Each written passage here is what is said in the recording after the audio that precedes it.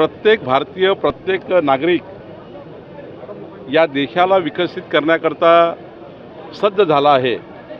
मी सर्व भारतीयांचं, सर्व महाराष्ट्राच्या जनतेचं, नागपूरच्या जनतेचं स्वातंत्र्य दिनानिमित्त त्यांना शुभेच्छा देतो।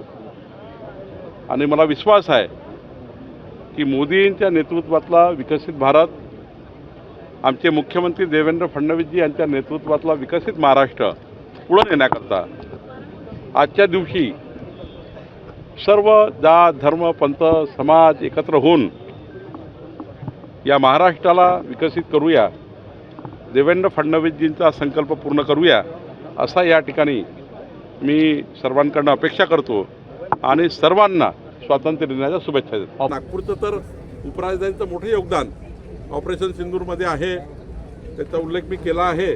त्यामुळे मला असं वाटतं उपराजधानी नागपूर हे आमचं जे देशाच्या हार्टवर, हृदयाच्या स्थानावर बसलेलं शहर आहे, हे देशाच्या